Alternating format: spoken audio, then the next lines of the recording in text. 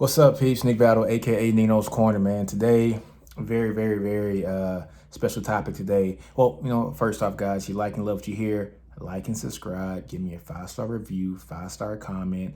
It helps a lot on all the sites. Helps me get my sponsorships and all that good stuff. So, Apple Podcasts, Google Play, Stitcher, all of them, Anchor.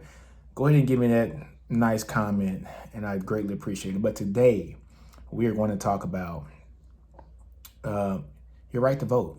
And a lot of guys who are celebrities are coming out and basically saying that they're going to hold their vote and they're going to hold their vote hostage, and not vote for anybody if they don't have an agenda that fits what they want.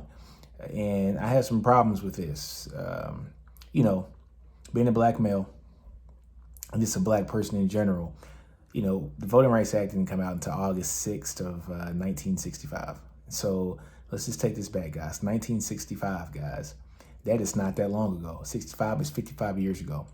1965, 55 years ago is when the Voting Rights Act, happened, and it's kind of near and dear to me because my great-grandmother didn't get her chance to vote until she was 55 years old in 1967. You see, what people don't realize is that even though the Voting Rights Act of 1965 was passed, doesn't mean that people were automatically allowed to register to vote and automatically all the kinks throughout the system you could vote. There had to be 5 different provisions to allow people to get those loopholes out of the way so that blacks could officially really go register and vote. So it took my grandmother almost another 2 years to go and get her voter registration card. So the Voting Rights Act passed August 6, 1965. My great-grandmother didn't get her voter registration after trying for nearly 2 years and continually being denied.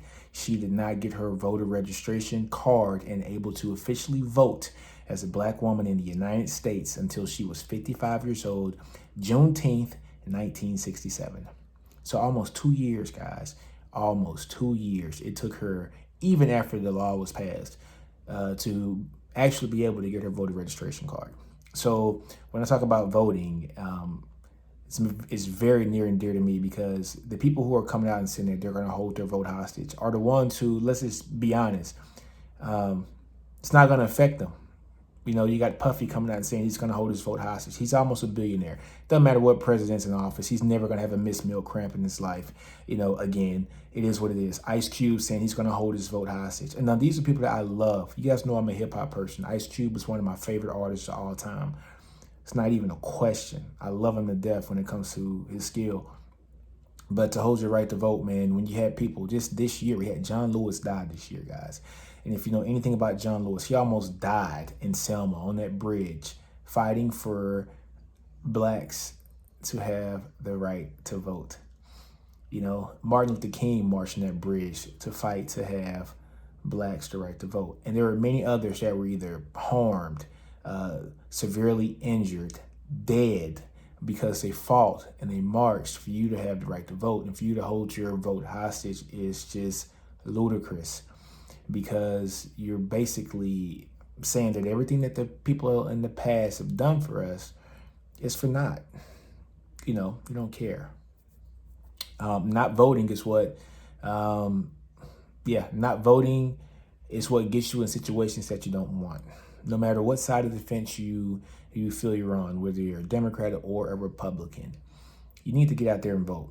It's your God-given right. We love to say it's our right to bear arms. We should have pistols and guns and yada, yada, yada. Don't take my guns away from me, but don't take the vote away from yourself. Police yourself when it comes to voting. Vote.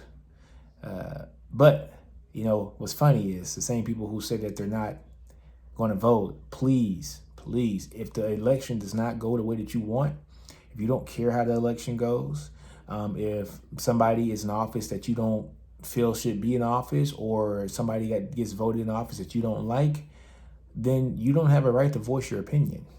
You just don't. You didn't exercise your right to vote. And the majority of people who are holding their rights to vote hostage are the same ones who probably don't vote local. They don't vote when it comes for the senators. They don't vote for the House or Senate. They don't vote locally. They don't vote for their state elections. They don't vote Locally for the district elections, when it comes to superintendents, they probably don't vote for that either. But don't have the nerve to say that you are holding your hostage for the presidential vote, and I guarantee you don't vote local either. 9 times out of 10, that's what happens. To not vote is laziness. It just is. I mean, especially as a black man, you have the amount of work that has been put in behind the scenes for me to be able to vote, for my kid to be able to vote, for my wife and my grandkids eventually to be able to vote. People who literally have gotten their head smashed in, people who have literally gotten killed, people who have literally sustained life-changing injuries to march across the bridge and just for the simple right for you to vote. You're doing them a disgrace and saying that everything that they've done for you to have that right is for naught. So I urge anybody who's saying that they're going to hold their vote hostage.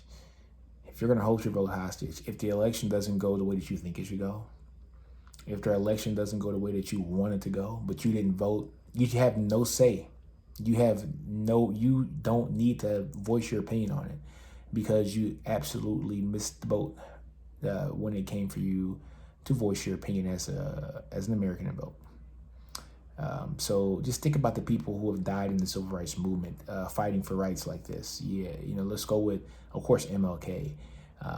Look at Marcus Garvey. I mean, the list can go on and on, guys. We have plenty of people who have given their lives, plenty of people that you can't even name because they weren't to that ilk. They weren't that famous, but they were very important parts of the movement. I didn't know how important John Lewis was to the movement. Well, I always knew he was very important. Of course, with John Lewis, everything he's done in the government and politics, and he's always fought for the rights of everybody, not just Black America, but everybody. He's fought, and his agenda has been to help everybody be better citizens, better people when it comes to this country. But I watched this documentary, and I saw him everywhere MLK was, John Lewis was. And you just don't really realize how important, at that young of an age, how important he was. And I know I'm kind of going off tangent, but John Lewis was an amazing man. And, it sucks to lose somebody that was that great to this country. You just didn't understand the breadth of how large he was. He stood next to MLK pretty much his whole first part of his career. MLK, everywhere he was, there was John Lewis, and MLK said he's that boy from Troy, so man, to say that you're not going to vote, to say that you're holding your vote hostage because neither one of the candidates are voicing something that you think is applicable to your life is not only doing yourself a disservice, it's doing the people who are around you who might be the ones that are going to get affected by whatever policies get put in place, is doing them a disservice. The guys who are coming out and saying that they are not going to vote and they're going to hold their, they didn't say that they're not going to vote. They're holding their vote hostage until either one of these candidates say what they're going to do for the Black community. That's what Puffy and Ice Cube were saying.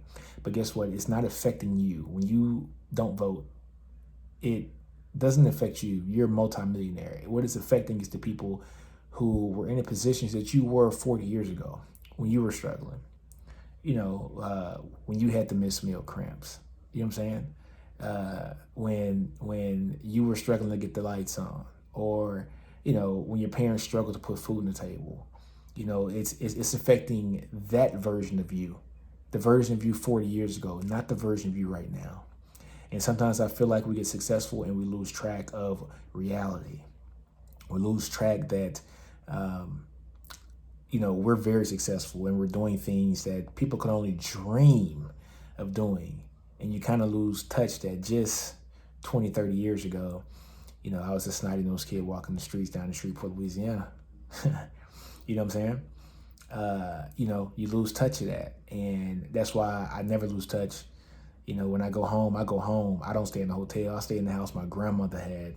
She's passed away and she's gone. But I still stay in the house. Like we still own the house. When I go home, I make sure I stay there. I make sure my son knows this is where Dad came from. Because he needs to understand that everything ain't glitz and glamour. I didn't grow up with a silver spoon in my mouth. And he kind of is, because you put your kids in the better light, but you got to let them know where they come from. But on that note, guys, we're gonna go to a small commercial break, and we'll be right back. All right, guys, and we're back, man. So just to piggyback on the first part of the episode, where we're talking about holding your right to vote hostage. All right, so the guys who are saying that, like I said before, these are guys who are multimillionaires, and a lot of people don't understand that, these guys who are these multimillionaires, they have a lot of clout. There are a lot of people who are going to follow what they say just because of who they are, and they're successful. And if they're successful, then they're not doing this, and by God, I'm going to do the same thing. And we've seen it happen like that. That some people are just vulnerable. Some people are gullible. Some people are not going to have a clear mind and do what they want. They're going to do something that their favorite star or something that somebody that they look up to is doing, because they are looking for direction. And so, we got to understand, man, that whoever is in office, that comes up in November, whether it be the current administration or whether it be Joe Biden and team, you got to understand that whoever is in office can have the possibility to help out a lot of people, and we're in a dire situation right now with COVID-19. And so whatever happens in the next 4 years after this election, this could potentially reshape America for the next 20 years. I mean, we're already looking at we have a pandemic. We don't have any kind of vaccine.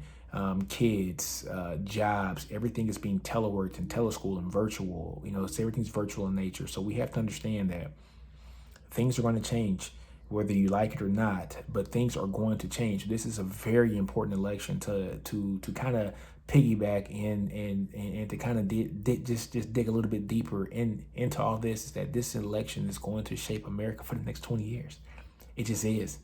Because we got to figure out more ways to do things. We got to figure out how to do more with less right now. And that's what America's doing right now. We are finally realizing that we don't have to be in cubicles all day to work. It took us however many years to figure out we do not have to be in cubicles to be efficient. This could save America tons of money, even when a vaccine eventually comes out. I don't like the fact that on the education side of the house, I would love for my kid to have more interaction with teachers, one-on-one interaction with other students. But hey, man, if it's virtual, it's virtual. It is what it is, because we don't have a vaccine. But this election is going to shape America for the next 20 years. And if you don't like the way that it happens 15 years from now and you didn't vote, don't complain. Don't complain. This election could shape a lot for the Black community, and the fact that, I have friends that are locked up. This could be an opportunity where more pardons could come for some of my friends that, were either wrongfully accused or had sentences that were way heavier than the punishment that they had. This election could grant more appeals whoever wins this election. I mean, you just never know, but you got to dig down into those details and see who fits your bill, who fits what you want the most. Nobody's going to be perfect, guys. Nobody's going to be perfect, but you have to deal with somebody has to run the country. Somebody has to lead the country, but you're not going to be perfect. If you're looking for a perfect leader, you're going to always be looking. It's like looking for a perfect spouse. Hey, we all got great spouses, great wives. You got a husband, a spouse, whatever. They're great, but they're not perfect, and neither are you. That's why you're together, because you're kind of woven together. And when you're not perfect that person kind of lifts up your back and make sure that you are well taken care of. And it's the same thing we have to do with these presidents. Where our president, where we might think he has a vulnerability or is not perfect, that's where America has to come as a glue and back him up, or we vote. We vote. Don't hold your vote hostage. You vote local elections. You vote for the House and the Senate to assure that they are the ones who carry your vision and who can help wove together themselves, meaning the House and the Senate, with the president, to assure that things get done the way that you want them to get done. So just think about that for a minute, guys. Don't hold your vote hostage, man. Please don't. Just do you. Do you, man. Guys know what that means, man. Don't be afraid to fail. Outgrow your environment. Understand your brilliance, man. Do you, man. Great conversation. I love you guys. You guys are amazing. You do amazing things, man. Understand your brilliance is that key point. Everybody's great at something. Figure out what you're great at, man, and invest in it. Invest in yourself, man. This is the time to do it. There are people looking. There are people listening. When you think somebody's not listening, they're listening. So do you, man. Love you guys, man. Nino's Corner, I'm out. I just hit myself in the eye. Nino's Corner, I'm out, man. Love you guys, man. Do you.